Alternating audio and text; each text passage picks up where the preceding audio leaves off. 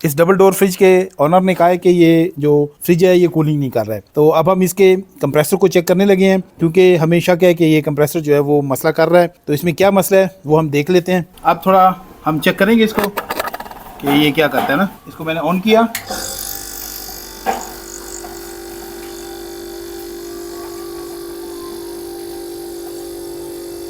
तो ये देखें अभी ऐसा लग रहा है कि ये कंप्रेसर बिल्कुल स्टार्ट हो चुका है, बिल्कुल प्रॉपरली।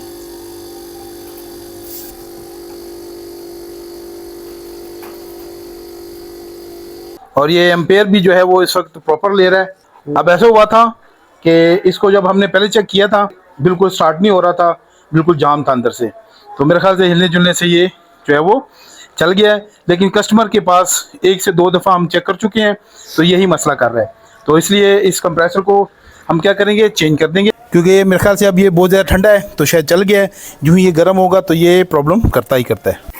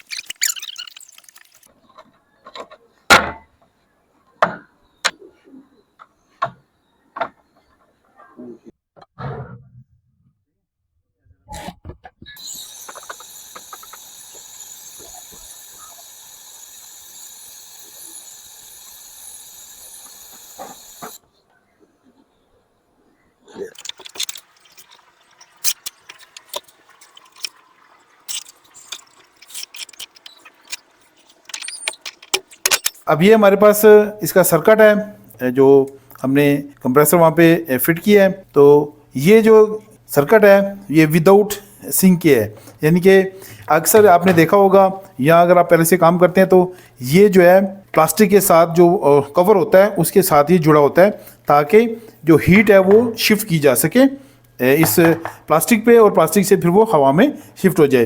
तो अगर मिसाल के तौर पे यहाँ पे ये प्लास्टिक नहीं होगा, सिलिकॉन वगैरह नहीं होगी और ये इसके साथ नहीं जुड़ेगा, तो क्या होगा कि ये IGBTs जो हैं वो गर्म होंगे, तो जिससे फिर क्या होगा कि इसकी परफॉर्मेंस जो है वो कमज़ोर हो जाएगी।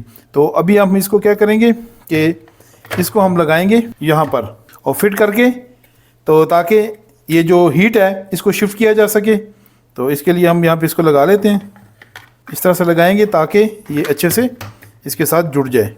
तो ये हमारे पास सिलिकॉन है, तो ये हाई टेम्परेचर सिलिकॉन होती है, ये तकरीबन 250 तक जो है वो टेम्परेचर को बर्दाश्त कर सकती है। तो इसको हम खोल लेते हैं और ये जो यहाँ पे IGBTs लगे हुए हैं इनको हम इसके साथ भर देंगे और अच्छी तरह से होल्स को भरेंगे ताकि हीट जो है वो अच्छे से शिफ्ट हो सके। अब ये देखें ये हमने कर दिया। अब ये इसकी सिलेक्शन हम कर लेंगे कि हमने इसको कहाँ पे लगाना है। तो मेरे ख्याल से ये साइड में सही रहेगा, तो इस तरह से इसके ऊपर ऐसे रख देंगे और इसको प्रेस कर देंगे। देखें मैंने इसको प्रेस कर दिया। अब क्या होगा कि ये जब ड्राई हो जाएगी सिलिकॉन, तो जब ये सर्किट जो है वो काम करेगा तो हीट जो है वो शिफ्ट हो जाएगी सिलिकॉन के ज़रिए से इसके ऊपर, प्लास्टिक के ऊपर, और प्लास्टिक को फिर मैं और एक जगह पे लगा दूंगा। तो उससे फिर क्या होगा कि ये जो सर्किट है इसकी परफॉर्मेंस बहुत अच्छी रहेगी। तो इसको हम छोड़ देंगे ड्राई होने के लिए, कम से कम इसको 8-10 घंटे का टाइम देंगे ताकि ये ड्राई हो जाए। फिर इसको हम कंप्रेसर के साथ अटैच करेंगे।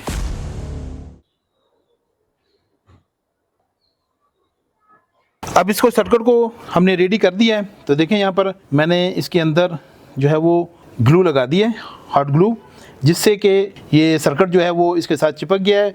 इसके साथ मैंने सिलिकॉन लगाई थी, जैसे कि मैंने पहले आपको दिखाया था।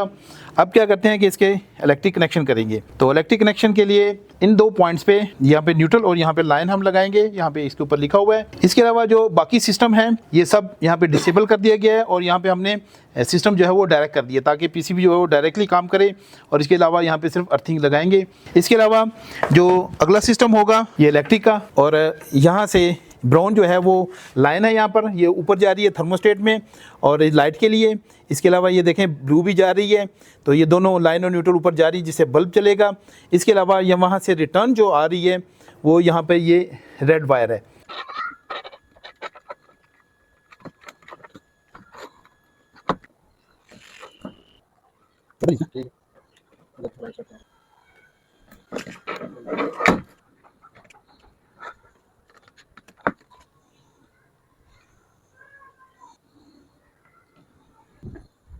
अब इसमें ये देखें हमने इसका कनेक्शन कर दिए हैं। तो रेड वायर और ब्लू वायर और अर्थिंग की वायर यहाँ पे हमने लगा दी है।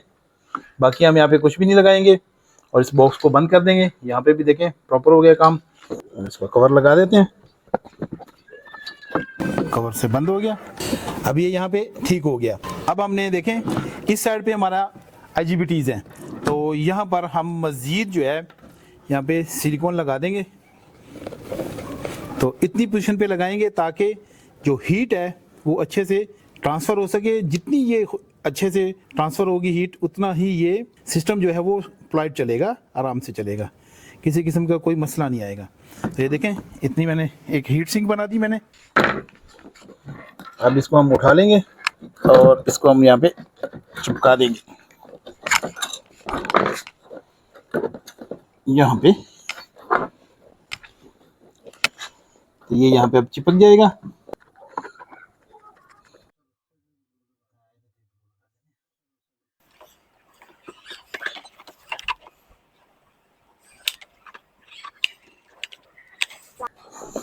अब क्या होगा कि ये जो हीट है इस मेटल पे जो है शिफ्ट होगी। तो जितनी ज़्यादा हीट इस तरफ शिफ्ट हो जाएगी, उतना ही ये जो पीसीबी है हमारा उतना ही रिलैक्स रहेगा।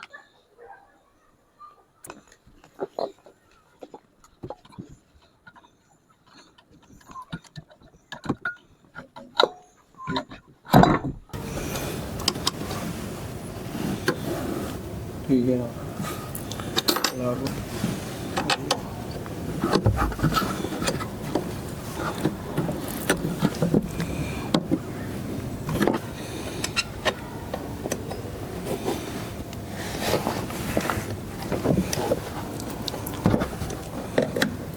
सिस्टर बहुत अच्छी है।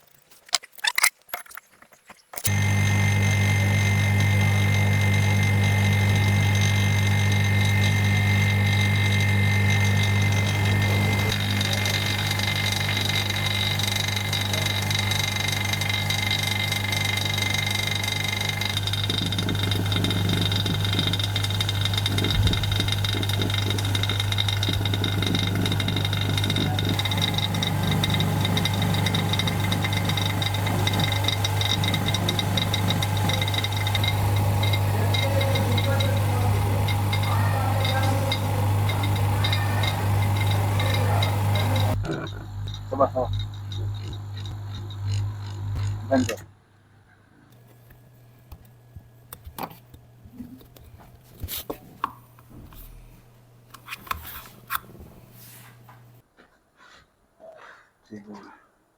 अब पहले हम सिस्टम को स्विच करेंगे, इसमें से जो एयर है वो निकाल देंगे।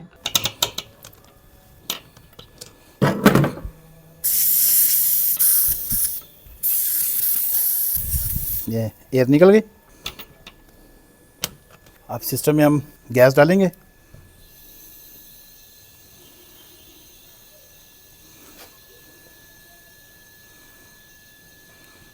इसके लिए ये टेक्निक भी हम यूज़ कर सकते हैं कि इसमें हम गैस डाल दें। इसके अलावा हम इसमें लिक्विड भी डाल सकते हैं। तो लिक्विड के लिए इस सिलेंडर को देख लेते हैं। देखें यहाँ पर this and is for vapour और दिस एंड फॉर लिक्विड। तो इसको हम उल्टा कर देते हैं थोड़ा, ताकि हमारा काम जो है वो जल्दी हो जाए। मैंने छोड़ दिया और इसको हमने याद भी रखना है। तो देखें 8 किलो 770 ग्राम है। तो अब हम क्या करेंगे, थोड़ा सा लिक्विड डाल देंगे।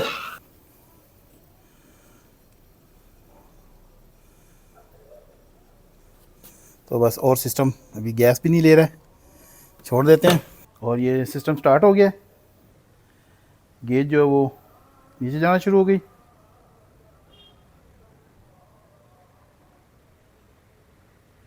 अब हम वेट करेंगे। अब जब हमने सिस्टम को ऑन किया है तो ये एम्पेयर जो है वो देखें इस वक्त ज़्यादा ले रहा है। 0.9 से स्टार्ट हुआ है और 0.3 से 0.1 पे जाके रुक गया ये। तो इसको इतने ज़्यादा एम्पेयर्स नहीं लेने चाहिए यहाँ पर। अब इस रेफ्रिजरेटर के जो गैस ऑप्शंस हैं, अब इस रेफ्रिजरेटर की देखें जो इसका गैस का ऑप्शन है वो मैंने चेंज कर दिया है, ताकि आने वाला कोई भी नया उस्ताद जो है वो इसको प्रॉपर्ली देख सके। तो R600A मैंने यहाँ पे लिख दिया है। इसके अलावा यहाँ पर भी मैंने लिखा है। अब यहाँ पर हम इसको टेस्ट कर रहे हैं और टेस्ट करते हुए देखें इस वक्त जो है ये -20 डिग्री इसका जो फ्रीज़र है वो टेम्परेचर शो कर रहा है और इसमें अच्छी खासी कूलिंग आ चुकी है। ये देखें बहुत अच्छे से कूलिंग आई हुई है। अगर अंदर मैं देखता हूँ तो काफ़ी अच्छा है देखें। लेकिन यहाँ पे एक मसला आ रहा है, वो मैं आपको दिखाता हूँ कि यहाँ पे क्या हो रहा है कि जो इसका ये देखें सक्शन पाइप है वो देखें आइस उस पर आ रही है। जब आइस आती है तो इसका मतलब ये होता है कि ये जो गैस है इसमें ज़्यादा हो गई है। हालांकि ये देखें यहाँ पर एम्पेयर्स भी देखें 0.7 जो है वो इस वक्त ले रहा है, जो कि बहुत अच्छे हैं और बहुत अच्छे से काम कर रहे हैं। तो 0.7 इस वक्त एम्पेयर ले रहा है और इसके सेक्शन साइड पे आइस आ रही है जो कि बिल्कुल ठीक नहीं है।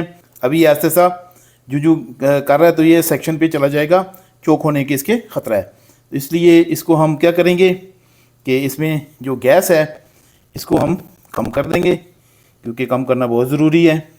अब इस सिस्टम में से मैं थोड़ी गैस निकाल दूंगा, बल्कि यहीं से निकल गई थोड़ी सी, तो इसको मैंने बंद कर दिया। जबकि इसको निकालेंगे यहाँ से, और तब तक मैं इस चीज़ को गैस को निकालूंगा।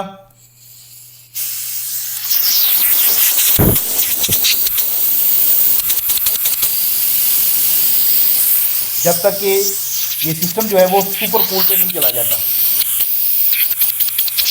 क्योंकि सिस्टम अगर सुपर कूल पे नहीं जाता तो फिर इसका मतलब है कि कहीं ना कहीं प्रॉब्लम है, तो उस प्रॉब्लम की वजह से फिर मसला आ सकता है। तो इसलिए सिस्टम चौक भी हो सकता है, कुछ भी हो सकता है यानी कि, तो इसलिए सिस्टम को हम चेक करते रहेंगे और थोड़ी थोड़ी सी इस तरह से गैस निकाल के तो फिर आगे बार बार सिस्टम को ऑन और ऑफ करते रहेंगे। अब अगर सिस्टम को देखा जाए तो बिल्कुल परफेक्ट काम कर रहा है, और देखें यहाँ पर अब किसी किस्म की कोई आइस जो है वो नहीं आ रही है, बल्कि यहाँ पे ऊपर भी मैंने सिस्टम को चेक किया है तो यहाँ पर भी किसी किस्म की कोई आइस नहीं आ रही है, तो टोटल आइस नहीं है, और पाइप भी जो है वो बिल्कुल ठंडा है। और अब अगर फ्रीज़र का जो टेम्परेचर है उसको देखा जाए तो ये देखें, ये तकरीबन जी -34.9 डिग्री पे पहुंच चुका है। तो इसका जो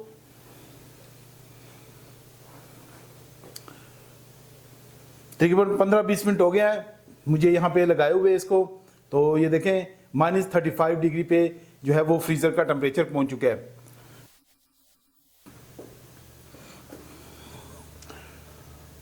और अगर फ्रिज में देखा जाए तो यहाँ पे देखें काफ़ी ज़्यादा आइस आ चुकी है, देखें काफ़ी ज़्यादा आइस है यहाँ पे, तो ये भी बहुत ज़्यादा एक्सट्रीम टेम्परेचर हो चुका है। तो इसका जो ये सिलेक्टर स्विच है जो कि टेम्परेचर को अरेंज करता है, इसमें मसला है, क्योंकि ये जो है वो ऑन ऑफ नहीं हो पा रहा है, जिसकी वजह से इसमें प्रॉब्लम है। अब इसको हमने कैसे ठीक करना है वो देख लेते हैं, क्योंकि जो इसकी ओरिजिनल सेटिंग है उसमें तो ये बिल्कुल भी काम नहीं कर रहा। तो इसके लिए हम सेपरेट जो है वो कुछ अरेंज करेंगे ताकि इसको जो है वो ऑन ऑफ किया जा सके।